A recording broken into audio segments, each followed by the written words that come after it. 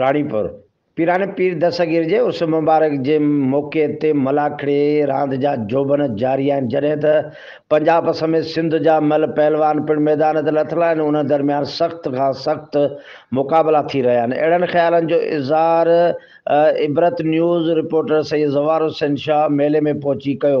हुन वधीक चयो त हीउ मेलो पूरे पाकिस्तान समेत सिंध में हिकिड़ी मुनफ़रद हैसियत उन करे बि रखे थो जो हीउ मेलो मशहूरु पीराने पीर दस्तगीर जे उर्स मुबारक सां मल्हायो वेंदो आहे, जंहिंमें न सिर्फ़ु पाकिस्तान जे चइनी सूबनि ऐं पसगिदाईअ जे हज़ारे अक़ीदतमंद मुरीदनि शहरनि ऐं मेले मलाखड़े जा शौक़ीन हिन मेले में शिरकत कंदा आहिनि। उन मौक़े ते उन वधीक चयो त आख़िरी मेले जे मौक़े में दरगाह गोसिया जे सजादा नशी पी सैयद सूरत दस्तगीर जीलानी संदसि भाउ शाहज़ेब शाह जीलानी ऐं ॿिया मुज़िन पिणु शिरकत कंदा।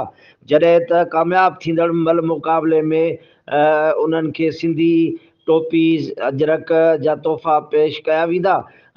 उन मौक़े ते हज़ारे आयल अक़ीदतमंद मुरीदनि ऐं शहरनि मलाखड़े जे शौक़ीननि खे ख़िताब दौरान उन्हनि जो शुक्रियो पिणु अदा कयो वेंदो। सैयद ज़वार हुसैन शाह, इबरत न्यूज़, रानीपुर।